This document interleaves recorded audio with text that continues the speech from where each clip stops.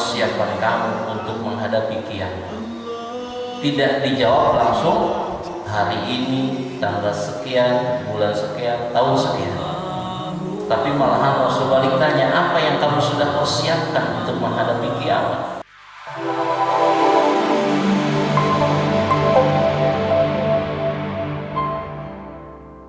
Assalamualaikum warahmatullahi wabarakatuh.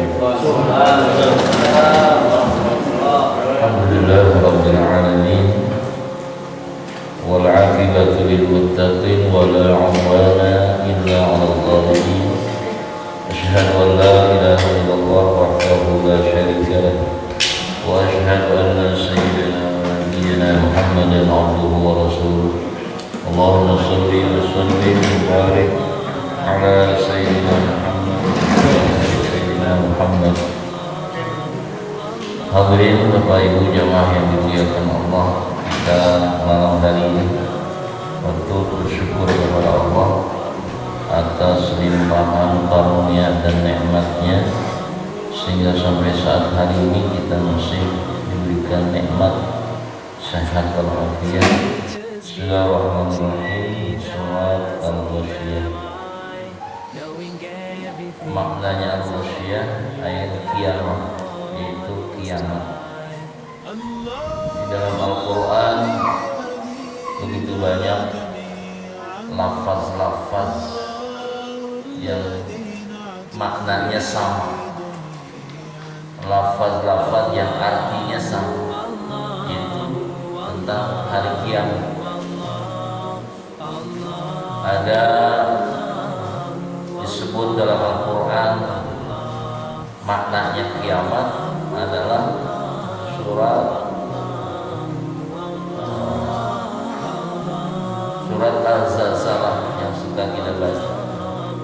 Idza zulzilatil ardu zilzalaha. Itu juga dimaknakan kiamat. Ada lagi Al-Qari'ah. Al-Qari'ah juga maknanya kiamat. Ada lagi Al-Haqqah. Surat Al-Haqqah juga maknanya Al-Haqqah kiamat. Ada lagi As-Saffah. As-Saffah juga maknanya kiamat. Ada lagi Al-Qamah. Al-Qamah juga artinya kiamat. Ada lagi Yaumul Akhir. Kiamat juga makna. Begitu banyak dalam Quran yang lafaz-lafaznya berbeda tetapi maknanya sama. Itu artinya kiamat. Salah satunya adalah Al-Ghasyiyah. Jadi Al-Ghasyiyah juga maknanya kiamat. Yang sering dijelaskan bahwa hari kiamat itu pasti akan terjadi, pasti. Sehingga kita menjadikan bahwa hari kiamat itu menjadi rukun dalam iman. Artinya orang beriman wajib percaya dengan adanya hari kiamat. Karena percaya kepada hari kiamat termasuk rukun iman. Wabil yaumil akhir. Cuma urusan tentang masalah waktunya, manusia yang tidak ada satu orang pun yang dikasih tahu. Karena itu adalah rahasia Allah. Hanya Allah yang tahu dan hanya Allah yang mengatur kapan waktunya kiamat. Sampai baginda Rasulullah SAW pun ketika ditanya oleh orang Baduy, yang orang Baduy mengatakan, ya Muhammad, mata sa'ah. Hai Muhammad, kapan kiamat terjadi? Nanyanya kapan kiamat terjadi? Nah, jawaban Rasul gimana? Balik bertanya Rasulullah, ma'adanta, apa persiapan kamu untuk menghadapi kiamat? Tidak dijawab langsung, hari ini, tanggal sekian, bulan sekian, tahun sekian. Tapi malahan Rasul balik tanya, apa yang kamu sudah persiapkan untuk menghadapi kiamat? Nah, ini artinya bahwa Rasulullah pun tidak dikasih tahu oleh Allah tentang kapan hari kiamat terjadi. Itu Rasulullah bagaimana kita. Intinya dalam surat akhir surat Luqman, Allah nyatakan sendiri, mengatakan innallaha indahu ilmus saa'ah. Sesungguhnya hanya ada di sisi Allah lah kapan kiamat itu terjadi. Allah Subhanahu wa taala memulai ayat ini dengan kalimat pertanyaan. Hal ataka haditsul ghasyiyah? Hal, apakah ataka datang sampai kepada engkau Muhammad hadisul ghasyiyah, cerita tentang kiamat? Dalam tafsirnya dijelaskan hal yang ada di dalam lafaz hal ataka ini namanya istifham. Istifhamnya disebut istifham takriri, kalimat pertanyaan tapi tidak perlu jawaban. Kok pertanyaan nggak ada jawaban? Inilah yang disebut dengan kebalagohannya Al-Quran, kehebatan bahasanya Al-Quran. Bahkan dimaknakan hal itu disebut takrir. Takrir itu penetapan. Maka ditafsirkan hal ataka maksudnya qad ataka. Mananya apa? Sungguh telah sampai kepada engkau wahai Muhammad apa? Hadisul ghasyiyah, cerita tentang kiamat. Jadi Allah sudah banyak ceritakan di dalam Quran ini tentang bagaimana dahsyatnya kiamat. Allah ceritakan kepada Nabi Muhammad SAW melalui wahyu-wahyunya. Dan akhirnya kita baca Al-Quran sehingga kita menjadi tahu bagaimana kondisi kiamat nanti.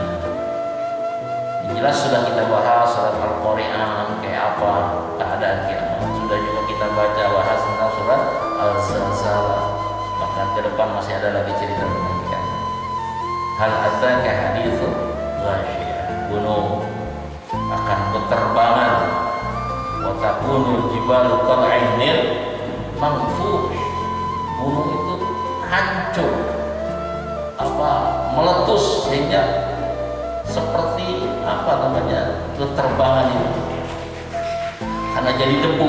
Gunung segitu tegaknya, segitu hebatnya, segitu gagahnya yang menjadi paku bumi, ketika hari kiamat terjadi hancur lebur menjadi debu. Bagaimana manusia? Wa takunu jibalu kal'ainil manfush, terus manusia seperti anai-anai yang baru keluar dari lubangnya. Anai-anai itu apa? Larong. Nanti hari kiamat manusia ini seperti larong yang baru keluar dari lubangnya, lari terbang kemana-mana, tidak tahu arah tujuannya. Dia mau lari kemana? Serba salah. Lari ke kanan, tabrakan dengan yang dari sebelah selatan, yang dari sebelah timur, lari ke sebelah barat, tabrakan dengan orang yang dari sebelah barat.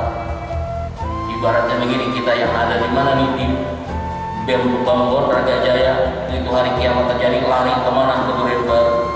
Orang Duren Baru lari ke Raga Jaya, tabrakan tengah-tengah. Kenapa? Nggak tahu arah kemana dia lari. Dari Pabuaran lari ke Bojonggede, orang Bojonggede lari ke Pabuaran, bertabrakan, tidak tahu arah kemana. Seperti laron, itu dia terbang kemana-mana, nggak tahu arah kemana. Itulah kondisi manusia nanti di hari kiamat. Belum keadaan yang lainnya. Dalam surat At-Takwir ini dahsyat lagi. Tidak syamsu kuwirat, apabila matahari dihancurkan, dilebur, digulung, langit ini akan digulung. Subhanallah, sehingga bintang-bintang berjatuhan yang ada di atas langit sana. Nah, itulah kondisi kiamat nanti yang Allah ceritakan dalam Quran. Hari kiamat terjadi itu, maka akhirnya manusia dibagi menjadi dua golongan. Hari kiamat selesai, akhirnya manusia dibangkitkan kembali atau dihidupkan kembali. Setelah hidup semua manusia, maka akhirnya dibagi menjadi dua golongan manusia. Yang pertama ada yang disebut dengan golongan kafirin, golongan orang-orang kafir. Ini mereka akan memisahkan dengan sendirinya. Pokoknya ketika di dunianya dia kafir, dia secara sendirinya memisahkan diri, nggak bisa berkumpul dengan golongan yang ke kanan, golongan yang satu, yaitu golongan orang-orang beriman. Orang beriman pun memisahkan dengan sendirinya. Yang di dunia yang beriman, dia akan berkelompok dengan sesama orang beriman. Orang kafir berkelompok dengan orang-orang kafir, jadi misah sendiri.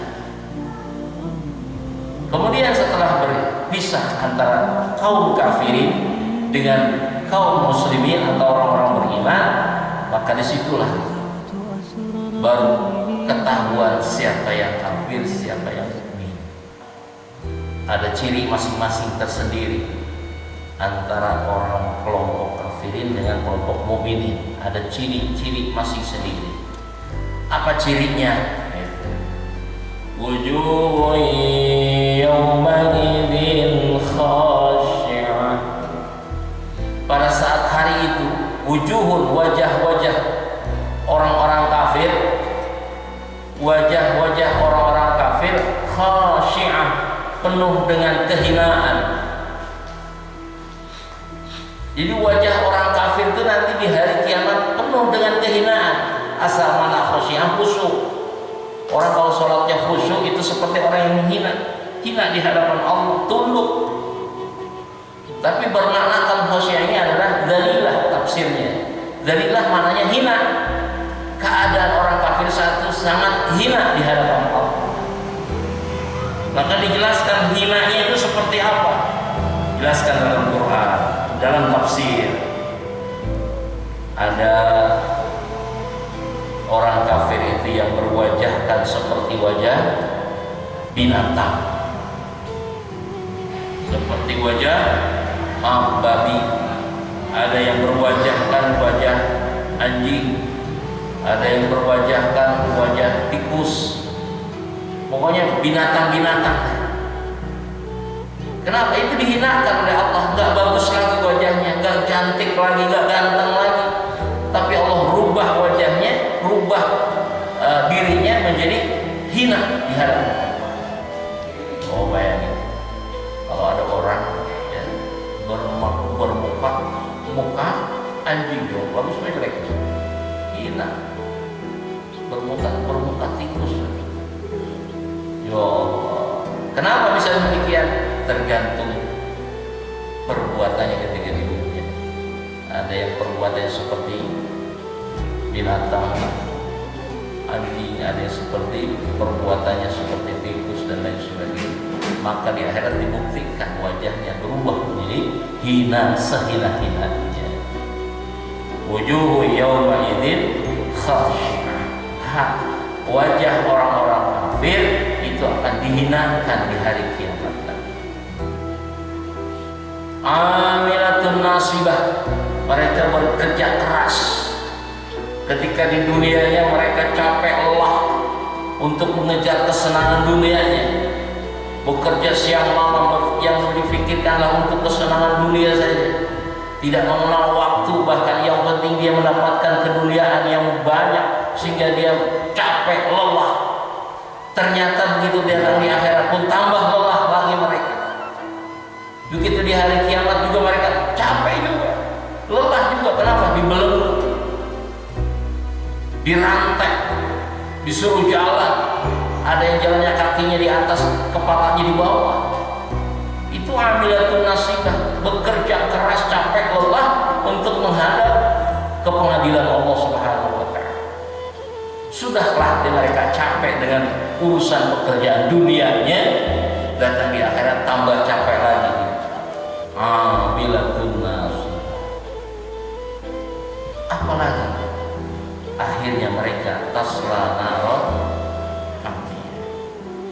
ujung-ujungnya di akhirnya dia dimasukkan ke dalam narot, ke dalam api hamiyah yang begitu panas apinya, yang ditafsirkan oleh Syekh Jalaluddin As-Suyuti, diperkuat oleh Syekh Sawi dalam kitab tafsir Sawinya, bahwa orang-orang kafir itu yang dimasukkan ke dalam neraka yang sangat panas, panasnya seperti apa untuk menyiksa, membakar orang-orang kafir itu. Di dalam hadis dijelaskan ahma 'alaiha alfasanah, itu api neraka yang sudah Allah ciptakan panas, dipanaskan lagi oleh Allah. Padahal Allah ciptakan sudah panas, dipanasin lagi berapa lama? 1000 tahun, sehingga api itu sampai berubah warnanya begitu dipanaskan 1000 tahun menjadi warna merah aja. Warna api jadi betul-betul merah. Sudah gitu dibakar lagi tuh api dibakar lagi, dipanasin lagi. Dari warna merah berubah lagi 1000 tahun lagi dibakar menjadi ibyadh, berubah warna menjadi putih saking karena panasnya. Ibyadh, sangat putih sekali. Jadi dunia belum pernah melihat warna api itu putih. Kita lihat di dunia api dunia biru atau yang kuning-kuningnya, tanda nggak begitu panas. Tapi walaupun nggak begitu panas, kalau kita pegang ya panas juga. Tapi api neraka walaupun sudah panas dipanaskan lagi ke 2000 tahunnya sehingga menjadi warna putih. Dibakar lagi, dipanasin lagi, tapi semua auqada 'alaiha alfasanah, dibakar lagi 1000 tahun lagi, hatta iswadda, sampai warna api itu berubah lagi menjadi hitam. Bahkan sangat hitam, saudaa muslimah, hitam yang sangat gelap. Jadi api neraka itu hitam. Masya Allah, gimana rasanya kalau sudah api itu berwarna menjadi hitam karena saking panasnya. Ini tafsiran daripada ayat naron hamiyah, api yang sangat panas. Sangat panasnya seperti ini. Balasan bagi orang-orang kafir ketika di dunianya tidak memiliki keimanan sekecil apa. Allahu Akbar walillahil hamd. Begitu mereka dilemparkan ke dalam jahanam, mereka dilemparkan ke dalam api yang sangat panas, mereka tentunya berteriak kesakitan, bahkan dia berteriak lapar. Akhirnya disiksa oleh Allah melalui rasa lapar. Rasa lapar itu 1000 tahun dia merasa lapar karena gak dikasih makan. Kalau orang lapar selama 1000 tahun laparnya, kayak apa laparnya gitu. Nah, kita baru sehari nggak makan aja udah lapar banget. Bagaimana kalau seminggu nggak makan? Bagaimana kalau sebulan? Bagaimana kalau setahun? Bagaimana kalau 1000 tahun? Laparnya seperti apa? Jadi lapar itu juga merupakan siksaan bagi mereka. Dikasih rasa lapar. Akhirnya mereka berteriak lapar, ingin makan. Allah turunkan makanan akhirnya. Dikasih juga tuh makanan. Apa makanannya ahli neraka? Laisa lahum ta'amun illa min dhari'. Tidak ada makanan bagi mereka illa kecuali, berarti ada.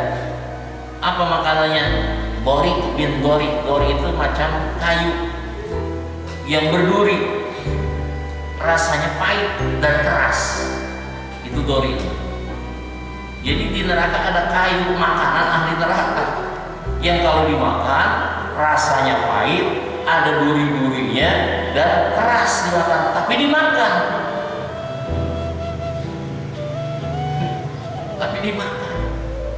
La yusminu wa la yugni min ju'. Tidak bisa menggemukkan badannya walaupun makannya banyak, dan tidak bisa mengenyangkan. Tetap lapar terus walaupun dia makan. Bahkan semakin dia banyak makan kayu dori, semakin lapar lagi, bukan semakin kenyang. Sudah dikasih makan satu ikan, dia habisin, pahit, berduri, keras, tetap dimakan, dihabiskan. Minta lagi 2 ikan, dikasih lagi, dimakan lagi, minta lagi 1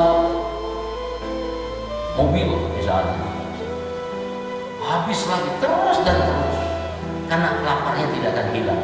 Wala yugni min ju', nggak menghilangkan rasa laparnya walau dia makan sebanyak apa. Kenapa? Makannya bukan jadi kenikmatan, makannya jadi siksa. Jangan dianggap makan kayu dori itu enak, justru malah jadi siksaan bagi diri. La yusminu wa la yugni min ju'. Itulah tanda ciri wajah orang-orang kafir pada hari kiamat nanti. Kondisinya seperti itu. Belum keadaan mereka di alam mahsyar, gimana Allah siksa di alam mahsyar.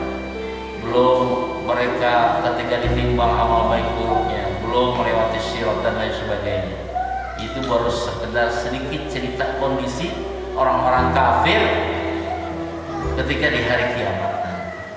Nah, hadirin yang dirahmati Allah, beruntunglah kita hari ini Allah kasih kita keimanan kepada Allah. Allah takdirkan kita, Allah jadikan kita menjadi seorang yang beriman kepada Allah. Mudah-mudahan keimanan yang sudah Allah berikan pada kita, hidayah yang sudah Allah limpahkan pada kita bisa menjaganya. Jangan sampai iman ini lolos, pergi, hilang dari diri kita. Karena kalau sudah hilang nih iman kita dari diri kita, ini sangat berbahaya. Sangat amat berbahaya. Maka walaupun iman kita masih secercah, iman kita masih sedikit, iman kita masih kecil, pertahankan itu. Jangan sampai copot, hilang dari diri kita. Sehingga bagaimana ketika kita meninggal dunia, walaupun iman kecil, kita bawa iman itu untuk menghadap Allah Subhanahu wa Ta'ala. Apalagi sampai seandainya iman kita ini lebih mantap lagi, lebih hebat lagi, lebih kuat lagi, lebih besar lagi. Itu memang penting sekali. Bagaimana kondisi orang beriman, tandanya, cirinya ketika dipisahkan antara orang kafir dan orang mukmin. Orang beriman, wujuhu yawma idzin nazimah. Wajah-wajah orang beriman pada hari kiamat itu nanti naimah. Naimah itu penuh dengan kenikmatan, penuh dengan keceriaan, bahkan hasanah, berwajah yang baik, berwajah yang hebat, berwajah yang ganteng kalau laki-laki, cantik kalau perempuan. Itulah ciri orang di hari kiamat, orang beriman. Nanti wajahnya akan bercahaya. Ada cahaya di wajah orang-orang beriman. Cahaya apa? Banyak. Ada cahaya wudu ketika di dunianya, ada cahaya bacaan Quran yang dibaca di dunianya, ada cahaya sedekahnya, berbagai macam keluar cahaya dari wajahnya orang beriman. Inilah beruntung jadi orang beriman. Wujuhun yauma idzin na'imah. Wajah-wajah orang beriman pada saat itu penuh dengan keceriaan, penuh dengan kesenangan, penuh dengan kenikmatan. Beda lagi tadi dengan orang kafir. Nah, dalam hadis Nabi kan begitu dijelaskan. Nanti di hari kiamat itu yang kondisinya sangat gelap, ada orang yang bercahaya sehingga cahayanya itu seperti cahaya matahari. Masya Allah. Hari kiamat gelap, tapi ada orang yang mukanya, wajahnya bercahaya, memancar cahaya dari wajahnya, yang cahayanya itu seperti cahaya matahari, kayak terangnya. Sehingga banyak malaikat-malaikat pun merasa heran, itu wajah siapa? Hebat banget, bercahaya bersinar. Sampai baginda Rasulullah pun mengatakan, nanya kepada Allah, ya Allah, itu wajah siapa? Ada Allah jawabannya, itu wajah umatmu wahai Muhammad. Itu wajah umatmu wahai Muhammad. Masya Allah, hebat amat wajah umat saya. Iya, kenapa? Karena dia di dunianya dia berwudu setiap saat mau sholat, bahkan sebelum datang waktu sholat dia sudah wudu dan sudah siap nongkrong di masjid nunggu datangnya waktu sholat. Amin. Begitu semua kan gitu. Alhamdulillah. Jadi menjelang zuhur, menjelang asar, menjelang maghrib, menjelang isya, menjelang subuh, 15 menit lagi sudah siap berwudu, sudah berpakaian sholat, bahkan sudah berada di dalam masjid nunggu datangnya waktu sholat. Itulah orang yang akan bercahaya di hari kiamat seperti cahaya sinar matahari. Hanya sedikit yang begitu. Kadang-kadang Masya Allah, ada ma'adhan dalam menjalankan Ada lagi sebelah sana, wajahnya pun tetap bercahaya, cuma seperti cahaya bulan, nggak seperti matahari. Ada juga. Rasul pun bertanya, itu siapa? Umatku juga itu. Yang seperti apa? Yang di dunianya suka rajin berwudu, cuma wudunya setelah adzan berkumandang. Begitu adzan buru-buru dia wudu. Lumayan. Seperti wajah, seperti sinar bulan, bercahaya juga. Cuma begitu adzan baru dia segera berwudu. Semua kerjaan dunianya ditinggalkan sementara. Karena ini adalah panggilan Allah. Ini sudah bagus. Ada lagi di sebelah sana, ada cahaya juga. Cuma di bawah cahaya bulan. Cahaya bintang-bintang. Ini lumayan masih ada cahaya. Yang mana begitu adzan berkumandang lama baru berwudu. Itu seperti bintang pelapulih. Masih ada cahaya, alhamdulillah. Jangan jadi bintang. Si bagus masih ada cahaya bintang. Coba. Yang lain ada yang nggak bercahaya. Kenapa? Nggak pernah wudu. Bagaimana ada cahaya? Karena tidak pernah wudu di dunia. Itu tadi wajah orang-orang kafir. Walaupun di dunia dia cantik, wajahnya bersih. Apa kalau orang sekarang bilang wanita itu yang suka saking bersihnya sampai wah, saya baru nyebut tadi glowing, masya Allah, sampai benih. Wah, kalau seandainya ada nyamuk nempel, leset. Glowing sampai terang, masya Allah. Walaupun di dunianya mukanya glowing, bersinar, tapi datang hari kiamat karena dia nggak pernah wudu di dunianya, tetap hina mukanya, gelap, nggak kelihatan. Tapi orang iriman walaupun mukanya hitam, ada orang iman hitam, wajahnya jelek, hitam, pesek, pendek, belek. Tapi kalau dia rajin wudunya di dunia, tetap di akhirat akan bercahaya, bersinar. Itulah di antaranya disebut wujuhu yauma idzin naimah. Wajah orang-orang mukmin akan bercahaya terang, bersinar seperti sinar matahari dan sebagainya. Allahu akbar walillah. Wujuhu yauma idzin naimah. Kenapa bisa demikian? Lisa'iha radiyah. Ini asbabnya. Penyebabnya kenapa sampai begitu hebat bermuka bercahaya bersinar? Karena di dunianya dia ta'ah, dia capek melelah-lelahkan dirinya, mencapek-capekkan dirinya untuk mencari ridhonya Allah. Lisannya radiyah. Dia berusaha bagaimana Allah meridhoinya. Sehingga dia mau capek-capek datang ke masjid, mau capek-capek duduk di majelis ilmu untuk taklim, mau capek-capek melelah-lelahkan diri bangun tahajud, untuk mencapek-capekkan dalam baca Al-Quran, sholat duha dan lain sebagainya. Karena hasil kerjanya itu kepada Allah waktu di dunia, maka Allah berikan dia kesenangan, ketenangan, bahkan keceriaan dalam wajah. Makanya sering saya sampaikan, capek-capekkanlah diri kita, lelah-lelahkan diri kita untuk mencapai ridhonya Allah Subhanahu wa Ta'ala. Kenapa capeknya kita sebentar? Ngaji lama nggak kita ngaji? Sebentar. Lama nonton TV lah. Yang suka nonton TV, kalau nggak nonton TV itu sejam nggak terasa. Apalagi sinetron yang dia sukai, dia senangi nonton sinetron. Oh, sejam banyak cepat banget. Tapi kalau ngaji lama banget.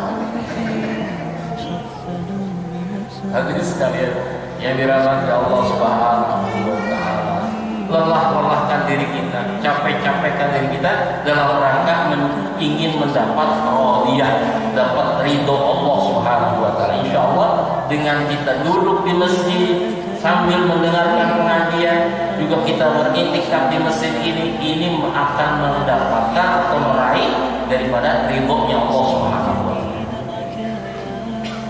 Jadi kalau orang nggak mau capek ibadah, nggak mau capek ke masjid, nggak mau capek ngaji, bagaimana Allah mau memberikan ridhonya?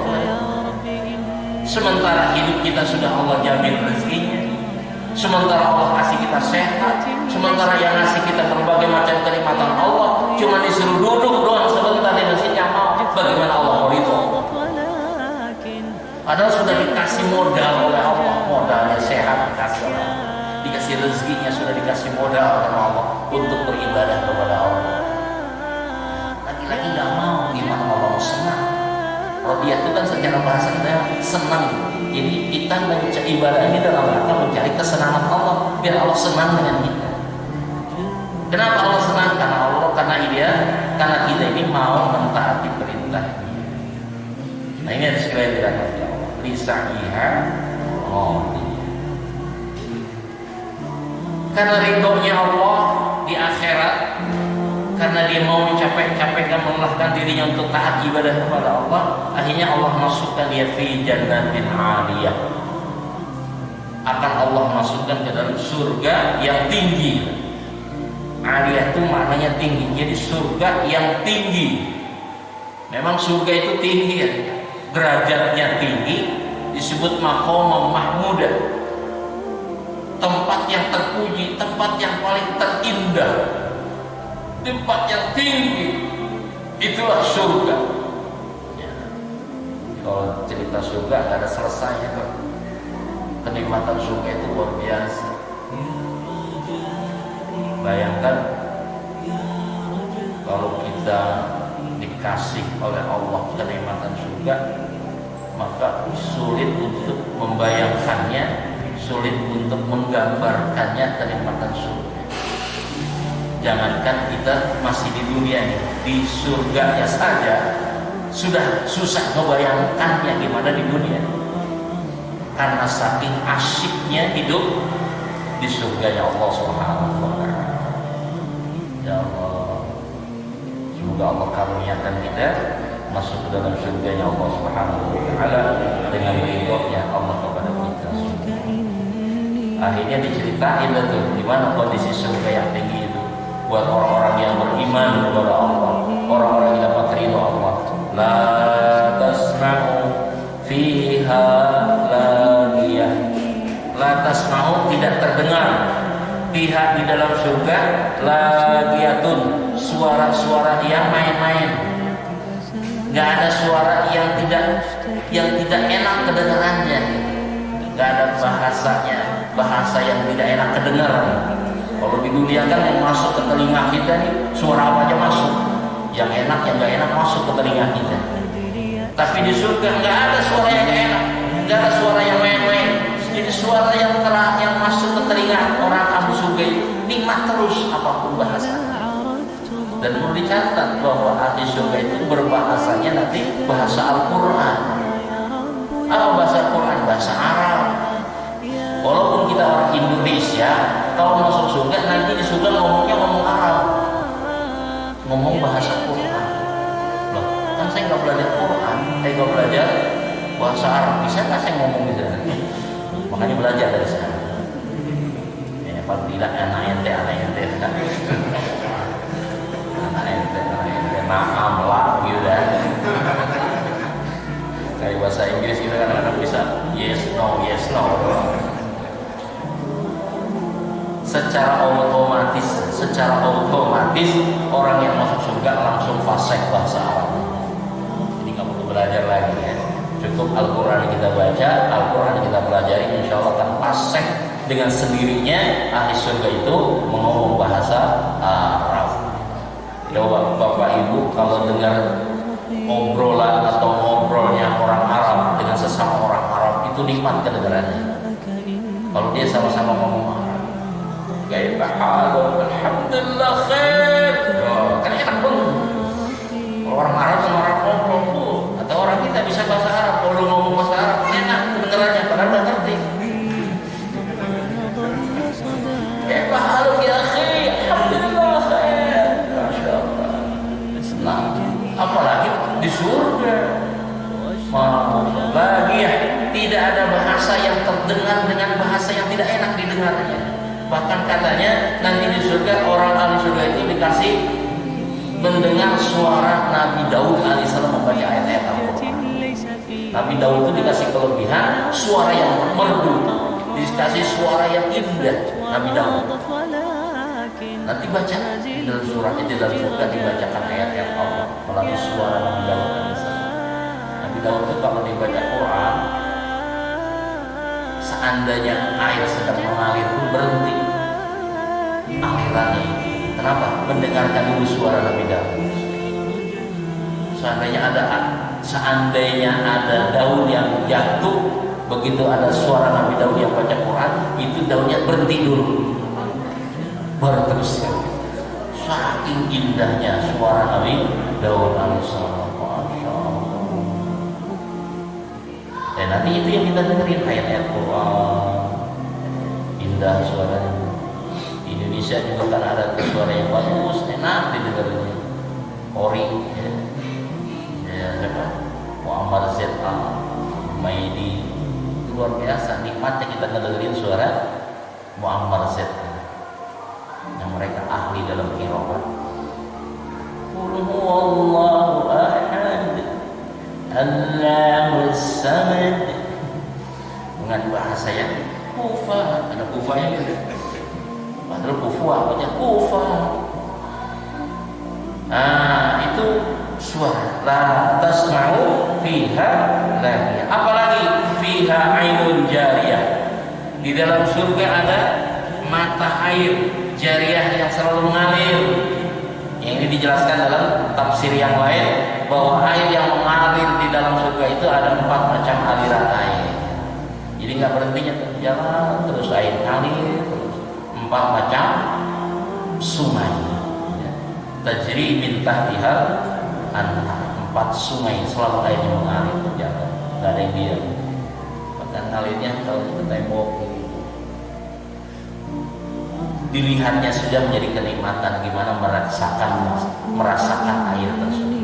Karena airnya 1 dari air susu, 2 madu, 3 arak, yang keempat air tawar. Itu air-air yang susu. Kita mau minum madu aja susah kan? Mahal.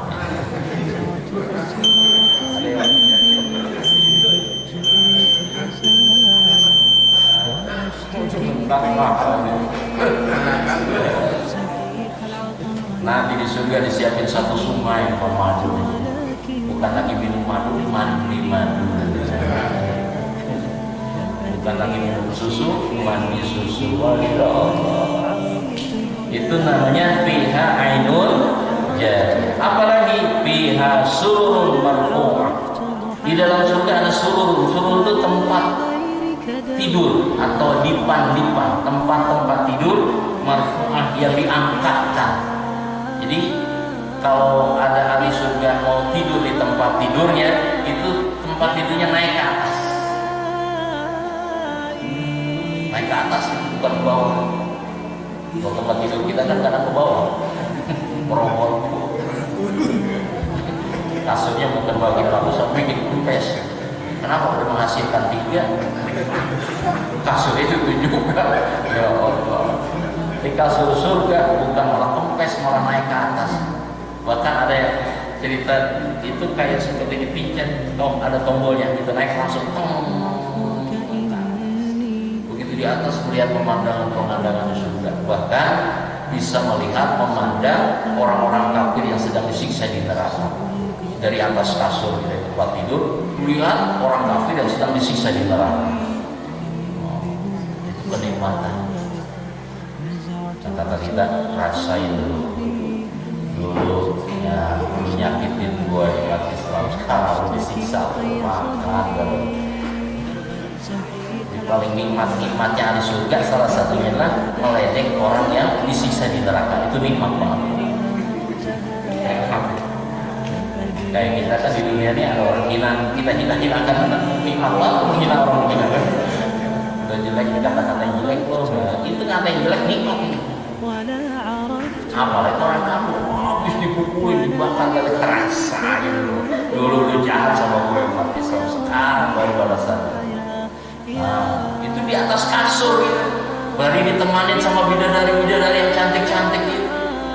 Akhirnya dia kesini mau kalau di bidadari itu.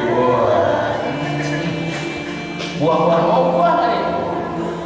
Ya Allah, begitu sampai dua dipukul. Itu pihak suruh marfu. Apalagi buah-buah mau doa. Apa itu gelas-gelas, wadah-wadah, tempat-tempat air itu sudah disiapkan oleh Allah. Sudah terisi air. Airnya sangat nikmat. Jadi ada gelas. Ini aqua itu gelas-gelas. Jadi gelasnya itu bukan seperti ini, tapi terbuat dari emas. Di mereknya pun dari intan. Mereknya merek siapa? Nama orang yang minumnya. Kalau yang mau minum namanya Hidayatus Sholihin, mereknya di sini Hidayatus Sholihin. Jadi nggak tertukar badannya. Dari intan permata, ininya dari emas. Masya Allah, udah terisi air, tinggal minumnya saja. Wa aqwahum mau dirapihkan dengan dijejerkan dengan rapi, serapih-rapihnya. Bahkan wana mariku masbubah, bantal-bantal, sandar-sandaran untuk bersantai-santai di dalam kamar itu sudah disiapkan dengan rapi, bantal-bantalnya disusun dengan rapi. Subhanallah. Bahkan wazarabiyu mabthutha. Apa zarabi? Zarabi itu adalah hambal ataupun permadani yang tebal, yang indah, luar biasa. Allah siapkan di dalam surga. Allah Akbar. Ya kalau gitu dia kan ada gedung yang indah, sudah pasti hambalnya pun bagus, lemarinya pun pasti bagus. Itu baru istana dunia. Gimana istana surga? Allah Akbar. Walillahil hamd. Mudah-mudahan kita termasuk golongan wujuhu yauma idzin na'imah, yaitu wajah yang penuh dengan keceriaan pada hari kiamat dengan bermodalkan iman kepada Allah, dengan bermodalkan mau mencapai-capaikan melelah-lelahkan diri kita untuk taat ibadah kepada Allah. Allah akan berikan itu semua kepada kita semua. Karena Allah ciptakan surga untuk siapa? Untuk orang beriman kepada Allah, bukan untuk orang kafir. Orang kafir disiapkan dalam neraka. Kita umat Islam disiapin surga yang penuh dengan kenikmatan. Mudah-mudahan Allah jadikan kita sebagai ahlu surganya. Amin ya rabbal alamin. Wallahu a'lam bishawab. Allahumma hamna bil Qur'an waj'alhu lana imaman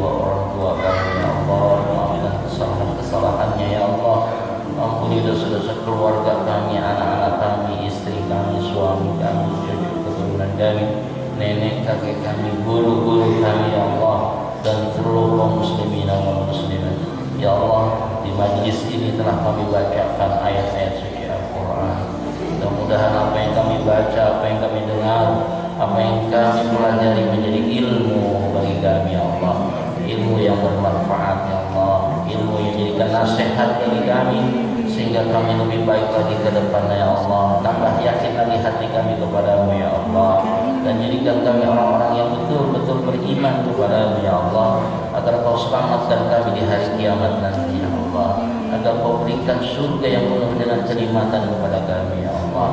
Ya Allah, jauhkan kami dari sifat-sifat orang-orang kafir, jauhkan kami dari sifat-sifat orang-orang munafik, jauhkan kami dari sifat-sifat orang-orang fasik, jadikan kami orang-orang yang istiqomah dalam iman kepada-Mu ya Allah. Ya Allah, kami sengaja berkumpul di majelis ini, yang kami harapkan adalah ridho dari-Mu ya Allah, sehingga dengan ridho-Mu ya Allah, Kau berikan kami rahmat-Mu, Kau turunkan keberkahan-Mu, Kau turunkan hidayah-Mu ya Allah, buat diri kami, keluarga kami, dan lingkungan kami, buat kami dan mereka. Ya Allah, hari ini begitu banyak musibah, bencana yang Kau turunkan ke Indonesia ini ya Allah. Semoga saudara-saudara kami yang hari ini tertimpa musibah, Kau berikan kesabaran diri ya Allah. Yang wafat, semoga wafat dalam keadaan wafat yang husnul khatimah, wafat dalam keadaan syahid yang mendapatkan balasan surga dari-Mu ya Allah.